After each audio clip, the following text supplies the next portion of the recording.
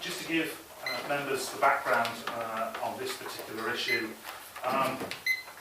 after some incursions, there was a local campaign to have some additional hardening placed on places like Buttermere and Well End of Tiverton, and that was done.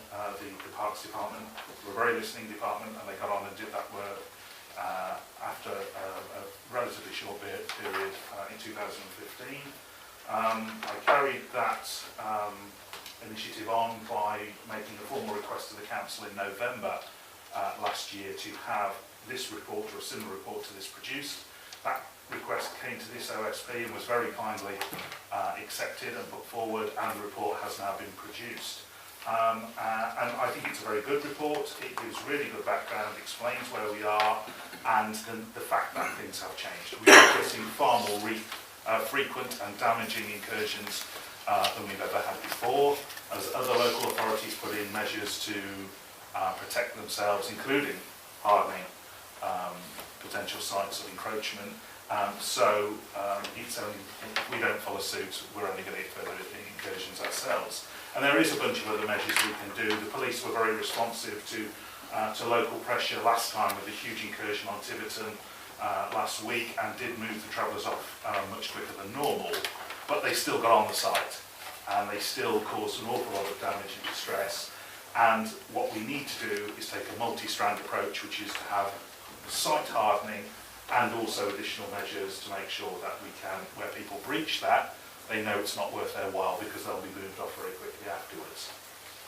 What I had hoped, and I would imagine it wasn't conveyed in the scope that was given to officers, what I had hoped was what the final part of my request had been to come up with an immediate action plan of, these are the priority sites within the borough, these are the ones that are most at risk and need action this day. We need to harden these ones before anything else, and what the budget for that would be. And then we could look at where the money would come from, and I was aware that there was a good deal of money coming out of St Nicholas and Wellington and surrounding areas, Section 106 money, as a result of all the new developments that have been approved. One silver lining to the overdevelopment of my area is that the total so far agreed as Section 106 money is £713,000, and that's for St Nicholas alone. Now, not all of that money's been received yet, but several £100,000 have. And although we know that has to do other things like build a new play park and whatever, it also can be used to secure existing play parks. So I would like to ask this OSP to recommend to Cabinet that they have officers draw up an urgent budget and list of hardening issues, so that there's an immediate action plan to say these are the priorities, here's the money that's been identified, and get on and do it.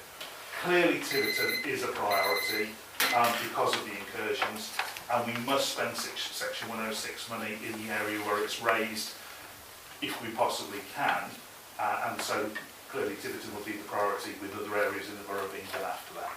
Thank you, Chair.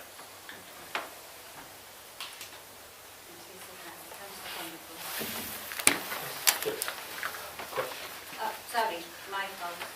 You want questions? Any members that need questions of clarification? I apologise. Could you just remind me of the figure that you have for the 106, and could you also tell me where you got that figure from? I got this from the Planning Department this afternoon. Right. It is £713,028, 713,028. Right. And that is only from 3 sites, because obviously the other sites that have been approved for development have not had Section 106 agreed with them yet. Sorry, I just need your full answer. Yeah, well, you've answered whatever. Would you have, I mean, the planning department is, well, the planning department. Could you be more specific with that? Catherine Morton, the head of planning. Okay, that's fine, thank you. Can I just ask, what is 106 money? I'm a little lost to understand it. Section and 106. the amount is, not very much. Section 106 money is part of the legal agreements that we come to with developers when we've approved large-scale applications, is that there needs to be contributions to those entities that have asked for it, where that's legal. So if the county asks for a contribution towards traffic lights and things that can be done, Larger infrastructure monies can also be taken off using something called CIL, Community Infrastructure Levy. We're not able to charge that currently because we don't have a borough plan, so we have to rely on what's called Section 106. The money that I've outlined is that each of them, and there's 3 developments here, typically it's 200,000 or 300,000 depending on the size of the development, and that's just for play and open spaces. So what we're saying is, look, all these new houses are going to be built, there has to be some additional recreational facilities provided. You're not going to do it as the developer on your particular site, you must make a contribution to us, the council, and we will get it done somewhere, effectively in very simplistic terms. Some of that, most of that money you would hope will get spent on, play equipment, all the rest of it, but clearly some of it can be used to secure a play park area, and because that's an absolute necessity to make sure that children and the public are safe. Thank you. And 713,000 is quite a lot of for Section 106 for just 3 developments, and 713,000 is several times the total cost to secure the borough, according to the report. Thank you. No other member? Sorry. No, not member. I do apologise. Just a bit of clarification, if I may. You can. It's through with Section 106, and just to add a bit more push to the phone here.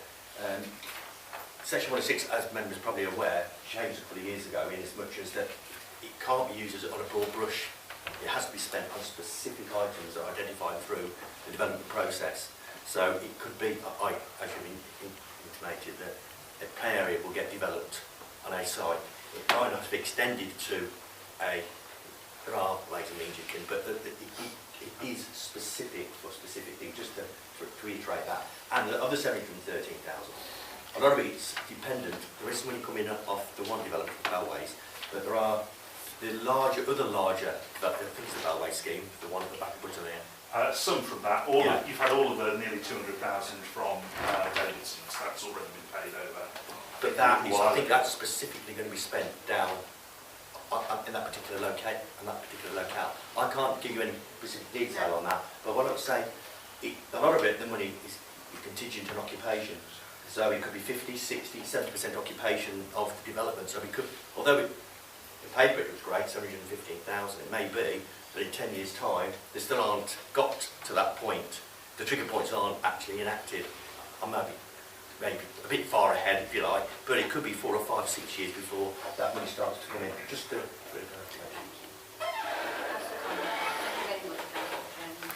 Thank you.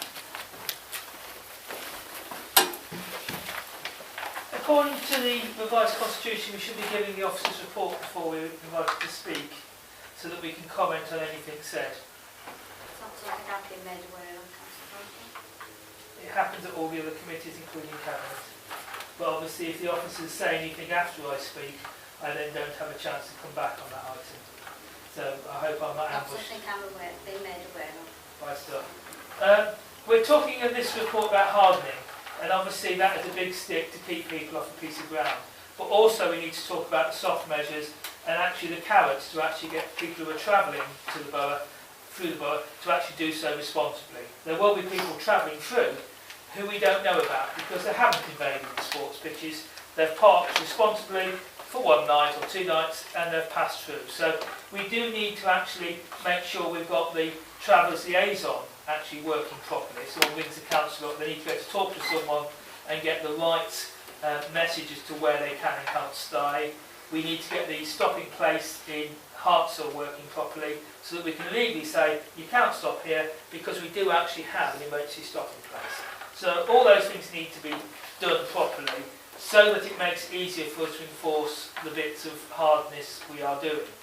It is interesting that a lot of the hardness that has happened in previous years has been over into a place like Bailey Park, and it's really superb. I've seen we had a planning meeting, we had a look over there. The planning, some really good stuff is done, but it's very inconsistent.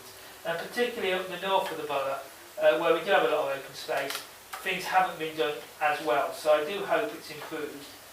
One of the key things I quite like is the ditches and the bunds, because they look more natural over time to actually landscape it so it's actually hard to put it on. And it also has the added advantage, it actually provides somewhere for floodwater to go. So actually looking at contouring the ground not only provides a deterrent for people driving onto it, but actually when we've had the flash floods, we can actually incorporate them into actually somewhere to actually hold some water back. We've mentioned of Section 106 monies. We've had last week's council £133,000 put over to the Bedford Cricket Club, which includes about £80,000 of Section 106 monies and about £40,000 of alleged underspend in the parks and recreation type budgets. So money is around in this council that is being diverted to various pet projects, some of which I think should have been spent going back into our play areas in the north, which are actually under a lot of threat. Obviously it's always a contentious issue. There's a lot of people really angry and talking on social media about doing truly dreadful things. And we don't want that. We want people to be responsible. We actually want our sites protected, and we actually want to get the anger out of the situation. And some of that actually means the council needs to be more effective. We need to obviously have the carrots, and we need to have the sticks. And it's so sad when you see so much hostility and so much money wasted. We need to be constructive there, and I do hope we try and solve this problem. Some of it will be the county, I know they've got the stopping places, but some of it will be our hardening. And I do hope we actually make a good job of it. Thank you, Chair. Remember that any questions of clarification?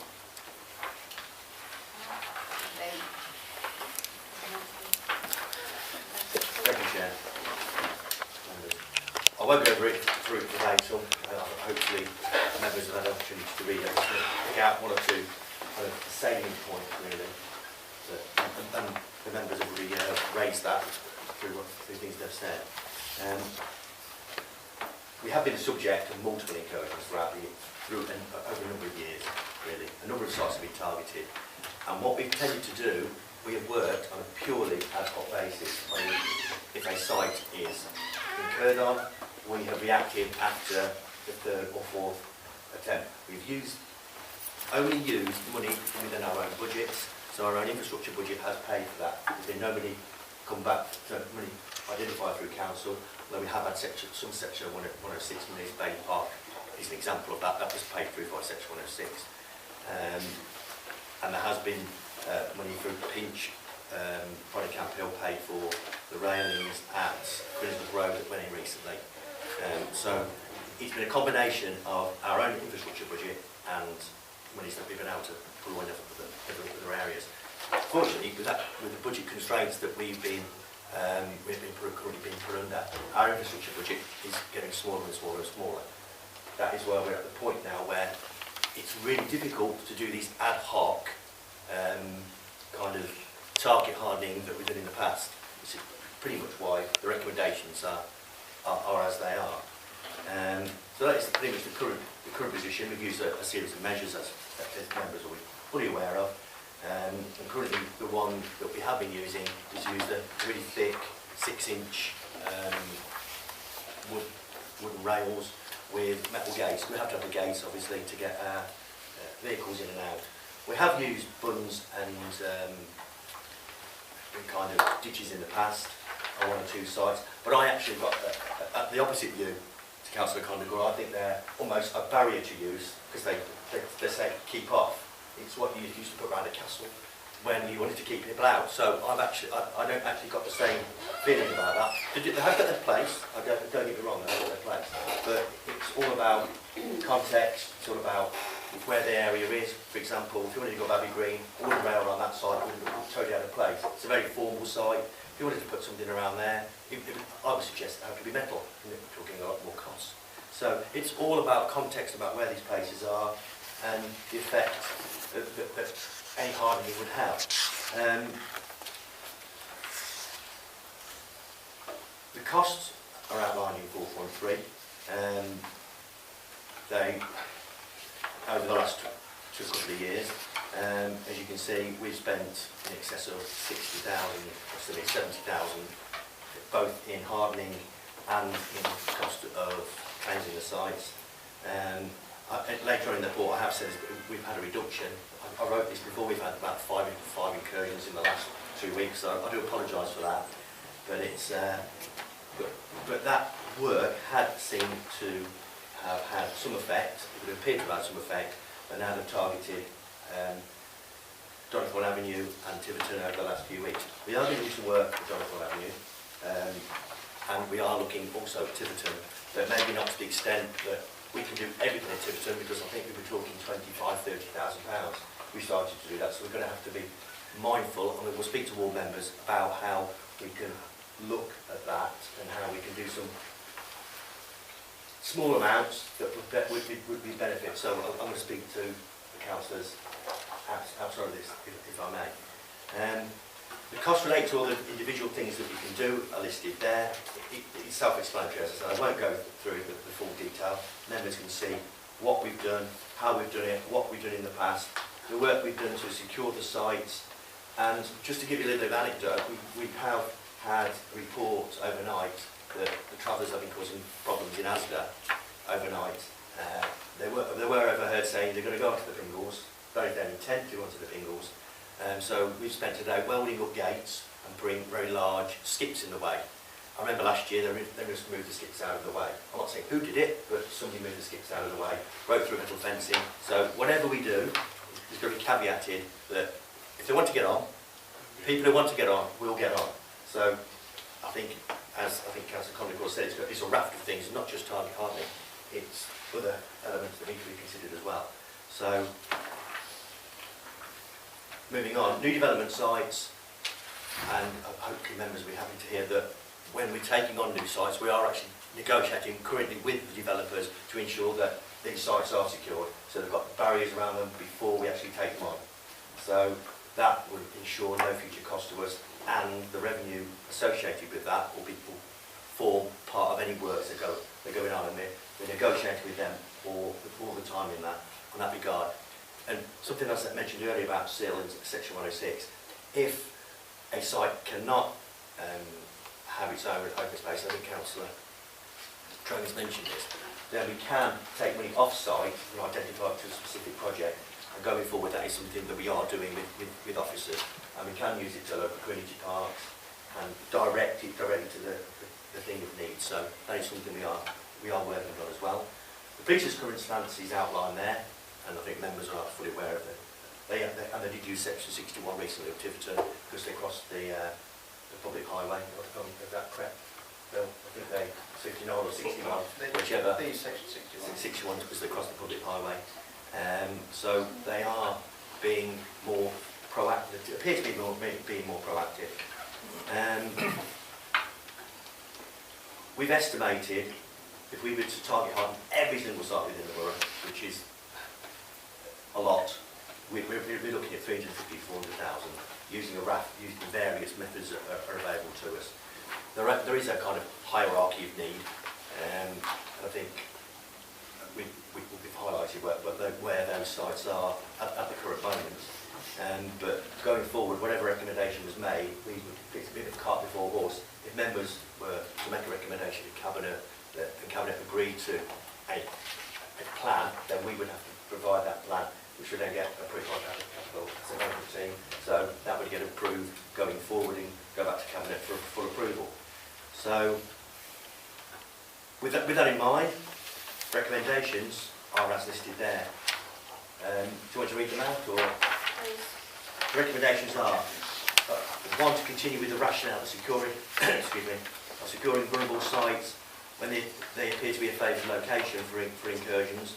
This would be dependent on budget, I hasten to add.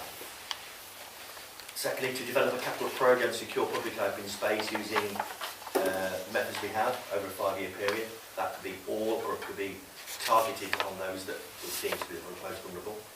To increase our current infrastructure maintenance budget, so that would be spend pressure to the council to increase our revenue budgets to reflect the additional infrastructure that's being put in. To continue to work with developers on securing open space that council will adopt in the future. I think that's almost a given. And then to continue to work with developers to securing section 106 or SIL for future identified works, which is what I referred to earlier.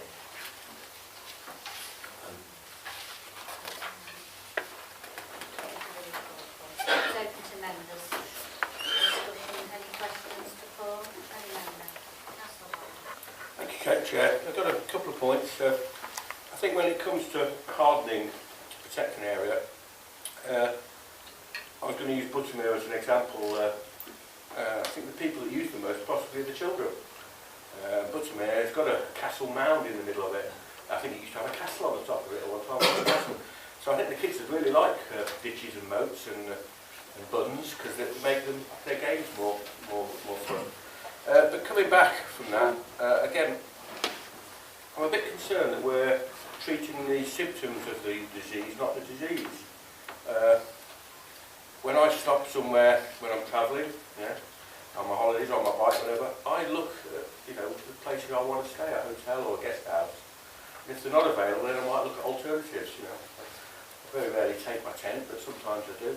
I think we should be encouraging the county council to provide some parking spaces, some accommodation for travellers, so we don't have this problem. We wouldn't have to spend any money if there was somewhere for them that they wanted to go and park their vans up on the way through. I know that's oversimplifying the problem because they're not all travellers moving from one end of the country to the other. But I do think we should look at I don't like to use the phrase too much, but the disease rather than the symptoms. Then we wouldn't have to spend any of this money, would we? Thank you. You mentioned Ingles. I noticed there's a new sign up there talking about closure after Ingles closes in the evening. And I just wonder, is that the borough's responsibility or is it Ingles' responsibility if they have to close gates? Would that be something? Sorry, Chair, the sign that's on the car park is just to make users of Ingles legislature aware that the gates will be shut at the end of the operational day. We've had a few instances where people have left their cars on the car park and have come back and the gates are shut, they can't get the cars out of the car park, and they're a bit upset to pay £50 to be released there.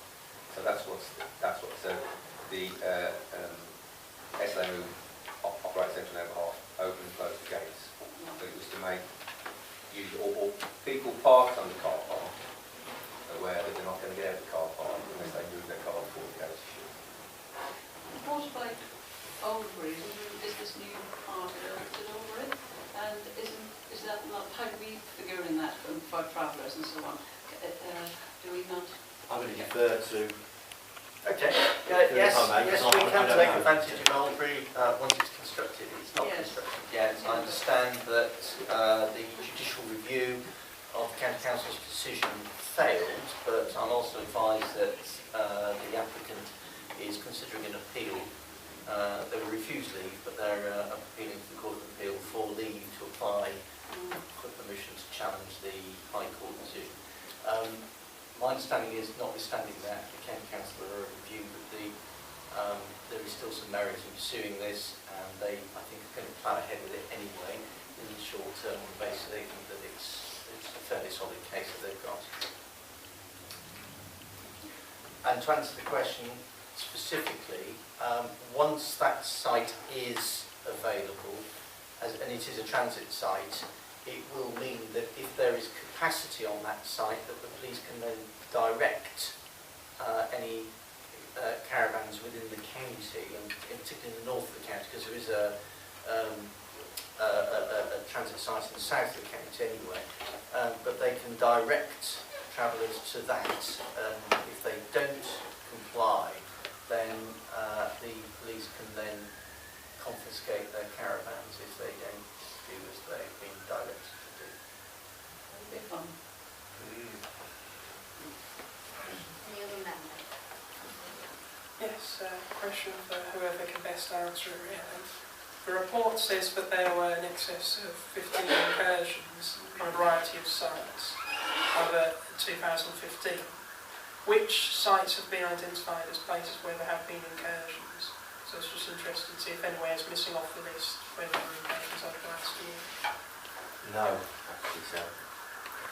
Because I definitely think it's important. The sites are identified, and maybe apart from Donnythorne and Tiverton are mentioned as those lists that we target hardened. They actually got onto a number of sites that were already target hardened. Bullbank Street, for instance, where they got on 2 or 3 times, although there was already measures in place. So we've had to subsequently go back on and do we take further measures to kind of deter. So no, it's a very fair question. And Greenwall Road, various of the sites, Yes. they're all... Greenwall Road has occurred 3 times as well. I don't think we can say that if you target hardening, that will guarantee that there will never be an incursion. No, it's a deterrent rather than a Yeah, it's a deterrent. Any determined person can force entry, and we do spend a lot of time, as Paul says, welding and putting cowlings over locks and putting in fencing, knee rail fencing and other fencing, but it doesn't guarantee that an incursion won't occur. Even bunding and ditches don't necessarily guarantee that, because in some cases, I've had this experience, an incursion still occurred because the people who undertook the incursion actually had all the earth moving equipment they needed to be able to actually form the road. And it seems like the 8 areas where work has been done over the last year are areas where there has been previous incursions. So there seems to be a bit of a precedent that these works are being done as a direct reaction to these areas being intruded on. So perhaps that would be a good way to go forward, because the council's already set that precedent. I think, if I may, I kind of indicated that it has been a reaction to their action. But what I did say was that without reducing budgets, that is becoming very much more difficult to actually achieve. So that is why the recommendations are worded as they are. It's the first bullet point on page 16 at item 9. We can do so much each year, and we will do it on the basis of perceived need where we can. I think it's fair to say, if I can quote Lord Snowden on this,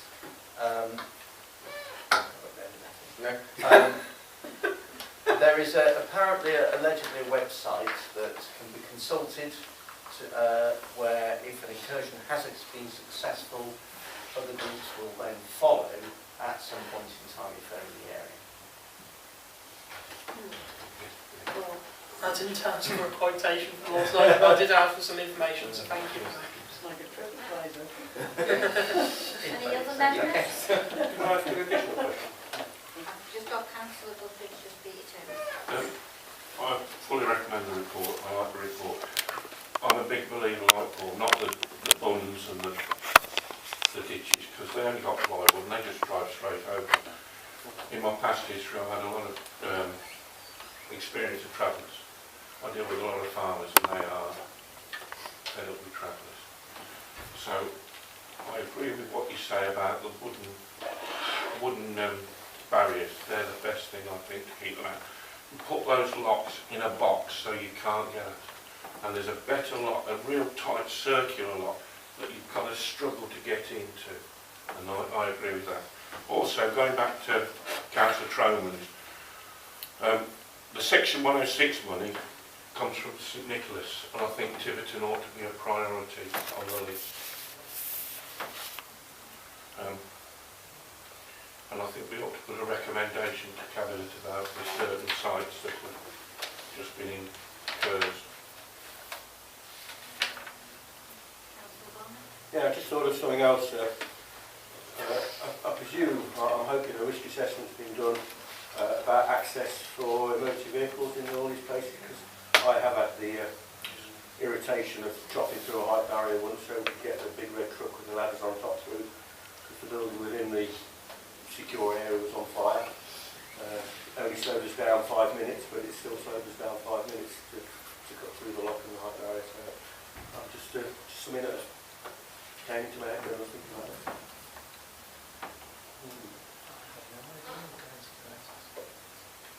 I'm a bit concerned because the fire services don't have angle grinders anymore. They really need something like that to get through the... If I may, thank you. Yeah. All the height barriers that we put in, and all of the barriers are just a simple lock. They can be They carry Stilsons if necessary. Or they carry bolt proppers. Depending on how they pass. They'll get these off. They will be able to get these off. So and they're wide enough to accept a motor vehicle. They're only 3.2 metres wide. I think we've had that discussion with motor services so that we can get access to full vehicles. It's a very, very valid point. Very valid point. Further to Paul. Sorry, Chair. Can I go? Councillor Coughlin. Oh, sorry. Councillor Coughlin. Yeah, well, quite an opportune sort of time to come in, because we're now talking about other people actually getting there for legitimate reasons. Now, target hardening is wonderful. I've had padlocks on my toolbox at work all my life, and you know what? People still get into them. They're not there to stop people, they're there to make it just that wee bit more difficult, isn't it? And that's what this is all about. But it's interesting that we're trying to do the target hardening, we're trying to do all that, and then suddenly it comes up, hey, hang on, we can't make it too difficult because there's other people need to get in, possibly. So that's the dilemma that we're in. I'm not really in favour of anything going forward, by all means moved and seconded, whatever, but I'm not really in favour of anything happening particular in this area or that area, because actually we've had happen what has happened. But the next time, there's nothing to say it's going to be there, and it's the classic thing, you target somewhere really wonderful target harden, well everywhere else, be careful, because it's coming to you, possibly. So we've got to be very difficult with that, we've got to be fair to the whole area. Now I know the people in certain areas have had it really bad. And I understand that. I've had people speak to me personally, and I've also seen it on social media. So I know that is all there. But we've got to be careful, we've got to be fair to the whole borough on that sense. So you mentioned about the 106 money, and I think we've got to be very careful about plucking a figure from somewhere, well, not plucking, I apologise for that, getting a figure from somewhere and saying, well, there's this pot of money, because it's there for the reasons that it's there, which may be helpful and may not, but we've got to be careful of that. And it might be interesting in the light of the question that was asked at the beginning about information coming out to members again, because it's always interesting about getting info about 106 money and SIL money. It's been spoken about the official site, and yeah, it's great to have the official site and that, but come on, let's be honest about it. We've had, as I understand it, I may be wrong, I'm only picking up information from wherever, that an event was in Kenilworth, and that's why we're here at the moment. Yeah, so your official site is there, and it's going to have whatever spaces it's got, I've no idea the numbers, but what we tend to happen is they come in large numbers because they've all come to this area for an event. And the most famous one, as I'm aware, in Britain is Appleby, isn't it? Now, you could put an official site, you may have one, but by golly, they're not going to get everybody in there when Appleby's on. It's just not going to happen. So we mustn't hang too much on when there's events on nearby about what the official site's going to do.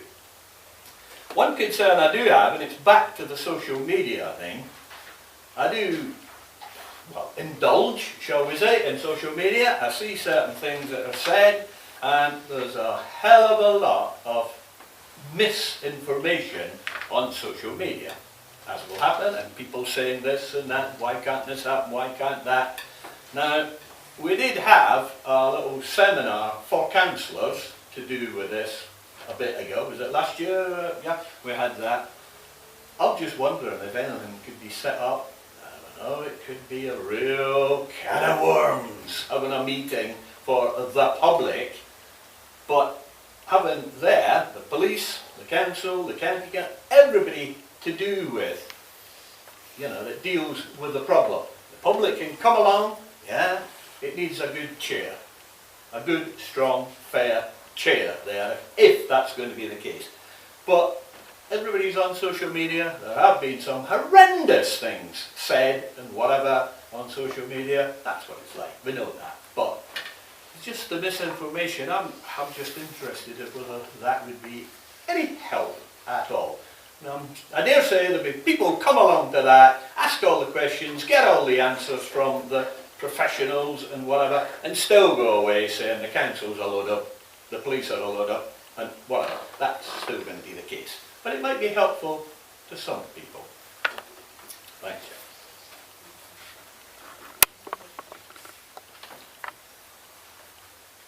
I fully endorse what Mr. Copeland said, Councillor Copeland said about an open meeting. Let's have an open meeting and air it to the public.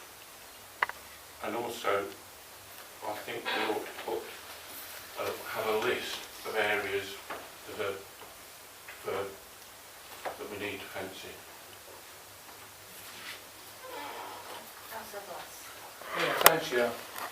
Because we'll be talking about public meetings and we're talking about this, that and the other. I'm assuming that through the county council there still is liaison officers with the travelling community. Yes, they still have a duty liaison officer, although I think initially it was a full-time duty liaison officer. I think he's now done other things as well, but yes, and he does get involved in all of the consultation that we undertake. When we have travellers, we do consult with them in terms of things like ensuring that if there's any known welfare issues with that particular group, for example. Yeah, because what I was thinking along the lines of, everybody seems to think that it's particularly simple, we do this, we do that, or we do whatever. But ultimately, it's a lot harder than what people actually think with what's happening. I believe it's harder to get people off public land compared to what it is off private land. And I would suggest that's down to central government and down to the fact that whilst MPs and various other people turn around and say we can do this and we can do it, there is no coherent national strategic, whatever you want to call it, to deal with travellers. And there doesn't seem to be anything, you know, where once upon a time we've had this argument before in the past about the duty. You know, we don't have a duty under law. But that's changed in the last 5-10 years, I doubt very much. So to use another phrase, firefighting, that's all we seem to be doing at the present moment. And it would be helpful if there was liaison officers, even from the travelling side, to come along and say what they would like to see, and whether, because at the end of the day, there's people are part of the community, regardless of the travellers or whatever else. But my concern is that there's a misconnect between what's happening nationally, what's happening county to county, and what's happening to us who are firefighting at this level. And my concern would be that there should be a national policy, and it doesn't seem to me to be the political will in Westminster or at Warwick in order to deal with that problem. But obviously, it's difficult to comment on national policy. Obviously, there is provision in the National Planning Policy Framework for the delivery of gypsy and traveller sites.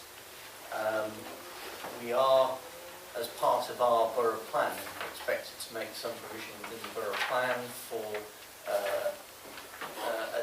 certain number of blocks for a transit site, and we're, I think, in the process of refreshing the gypsy and travel accommodation assessment to determine what we actually do require.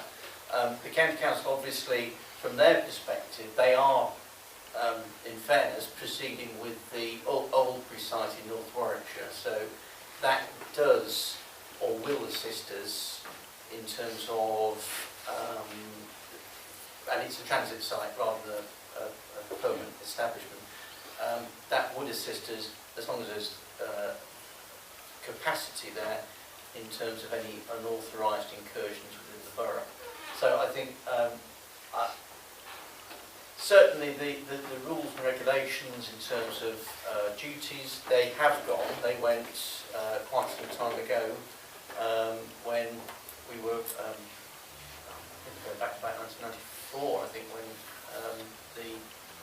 changed in terms of the repeal of the Caravan Sites Act, which was the act that gave us the duty to provide sites. However, that was then replaced with a circular at the time, which has since been replaced by the MPPF, just placing the obligation to make adequate provision. So we have that responsibility now.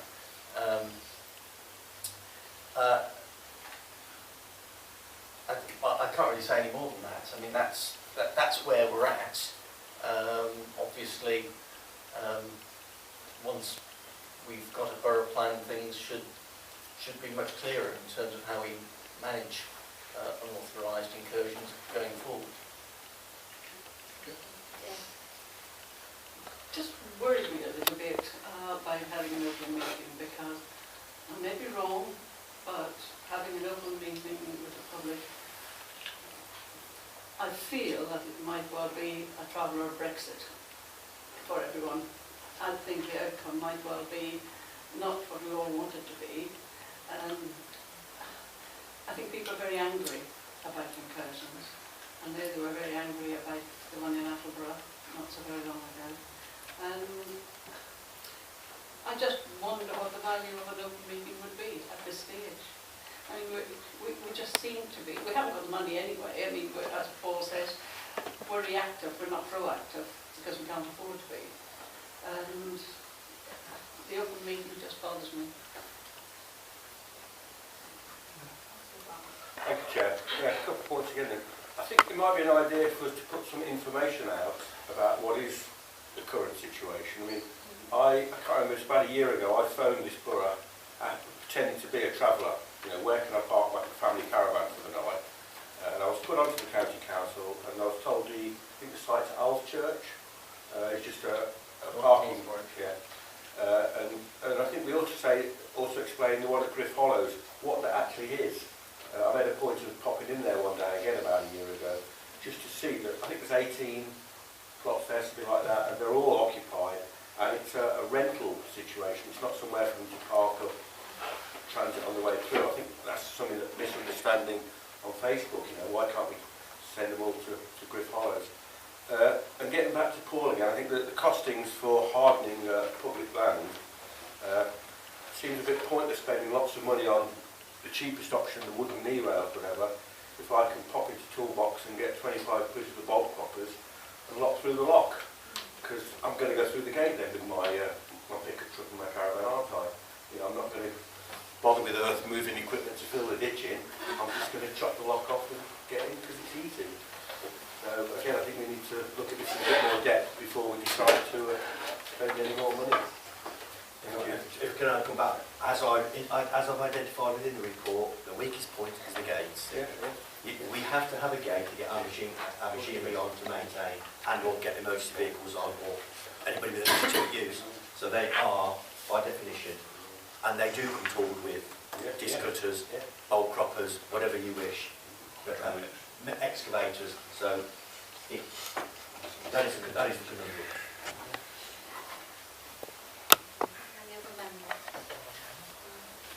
So I've got recommendations at item 9. There's a 5 recommendation.